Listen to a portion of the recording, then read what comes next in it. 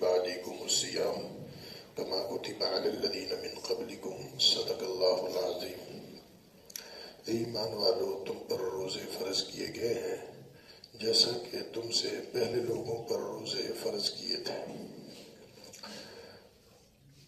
اور روزہ فرض ہے، لیکن جتنی اس کی اہمیت ہے حدیث پاک کے اندر آتا ہے، انسان ایماناً و احتساباً، ایمان اور امید، ثواب کی امید سے روزہ رکھتا ہے تو رب تعالیٰ زندگی بھر کے گناہ معاف فرما دیتے ہیں۔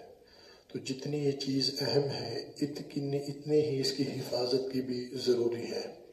حفاظت اس سے بھی زیادہ ضروری ہے۔ آپ صلی اللہ علیہ وسلم نے ارشاد فرمایا الصیام جنہ، روزہ ڈھال ہے، جب تک اس کو پھاڑا نہ جائے اس وقت تک یہ پھٹتا نہیں ہے۔ صحابہ کرام نے عرض کیا یا رسول اللہ یہ پھٹ بھی جاتا ہے؟ فرمایا جی۔ فرمایا کس چیز سے پھٹ جاتا ہے؟ فرمایا چند چیزیں ایسی ہیں ان کی احتیاط ضروری ہے، اگر احتیاط نہ کی تو روزے کا جو ثمرہ ہے، روزے کا جو فائدہ ہے، روزے کا جو ثواب ہے اس میں کمی آئے گی۔ فرمایا پہلی چیز تو یہ ہے کہ اپنی نظروں کی حفاظت کی جائے۔ بعض دفعہ ایسے ہوتا ہے کہ نظر بے محل موقع پر پڑتی ہے، غیر محرم پر پڑتی ہے، تو جو روزے کا ثمرہ اور نتائج ہے اس میں کمی آ جائے گی۔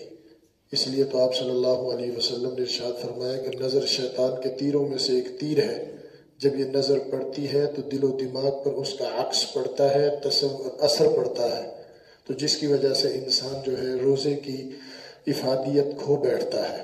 تو اس لیے جو ہے نظر شیطان کے تیروں میں سے ایک تیر ہے، تو شیطان اس تیر کو مارتا ہے، تو اس لیے بے محل آپ کی نظر کسی بھی غیر محرم عورت پر ایسی جگہ پر نہ پڑے جس سے روزے کا ثواب جاتا رہے۔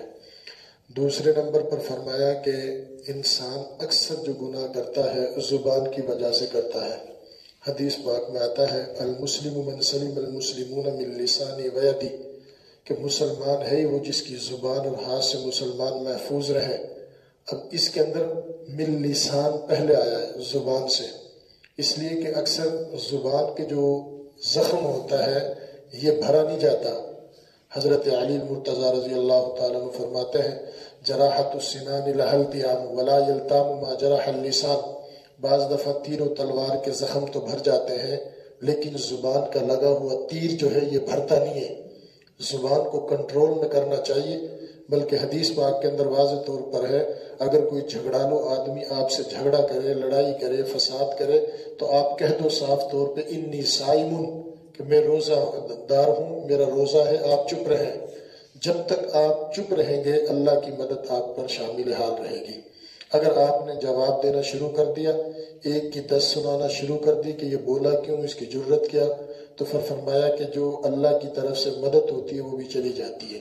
جیسا کہ سیدنا صدیق اکبر رضی اللہ تعالیٰ عنہ سے ایک شخص تند و تیز گفتگو کرنے لگا تو حضرت ابوبکر صدیق خاموش رہے، آخر کار ایک جملے پر جواب دینا شروع کیا تو فرشتہ جو تھا وہ بھی چلا گیا۔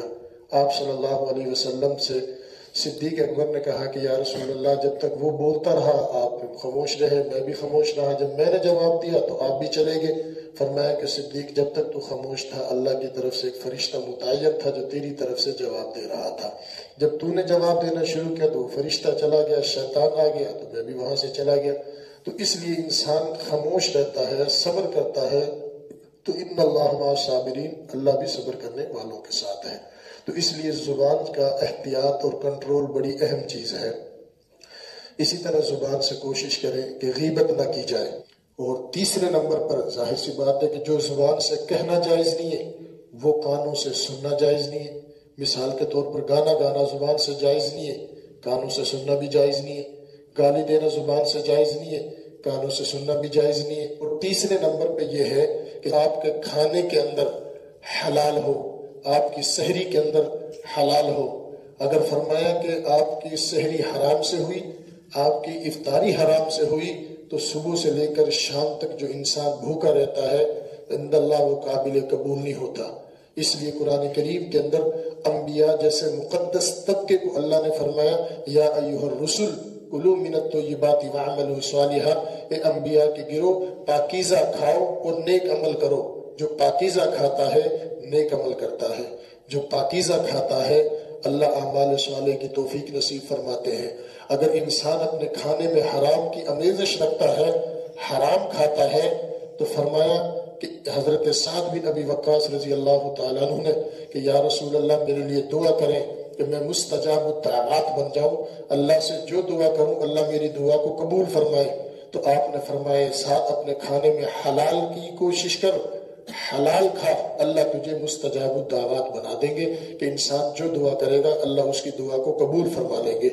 حجاج بن یوسف تاریخ کا بہت بڑا ظالم بادشاہ گزرا ہے، اتنا بڑا ظالم بادشاہ گزرا ہے کہ ایک روایت کے مطابق 12,000 لوگوں کا خون اس کی تلوار سے ٹپکا ہے، اور ایک روایت کے مطابق 1,00,000 مسلمانوں کا خون اس کی تلوار سے نکلا ہے، حتیٰ کہ صحابہ کرام کو بھی اس نے شہید کیا اور کچھ تابعین کو شہید کیا۔ اتنا بڑا ظالم ہے، تابعین کو کیا ہے۔ تو ایک مرتبہ ایسے ہوا کہ اس کو کسی نے بتلایا کہ فلاں اہل علم اگر دعا کر دیں تو ان کی دعا کو اللہ قبول کر لیتا ہے، حتیٰ کہ حکومت کے خلاف بھی بدعا کرے تو اللہ تعالیٰ حکومت کا تختہ الٹ دیتے ہیں۔ اس نے فہرست بنوائی ان اہل علم کی، اور فہرست بنوانے کے بعد کہا کہ ان کے لیے دسترخوان لگا دو۔ اب جب دسترخوان لگایا گیا تو اس کے اندر سود کے پیسے، حرام کے پیسوں کی چیزیں لی اور دسترخوان لگا کر ان کو کھلا دی۔ کھلانے کے بعد کہا کہ اب تم میرے خلاف الٹا بھی لٹک جاؤ گے تو اب تمہاری دعا قبول نہیں ہوگی، اس لیے کہ میں نے حرام کا لقمہ تمہارے پیٹ کے اندر داخل کر دیا ہے۔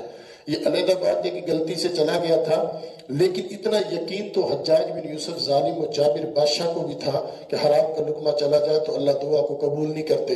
ایک لقمہ، اب آپ خود اندازہ لگا لو، جس کی زندگی حرام خوری کی گزری ہو تو پھر اللہ تعالیٰ کیسے دعا کو قبول کریں گے۔ رب تعالیٰ اس روزے کی پوری افادیت ہمیں نصیب فرمائے۔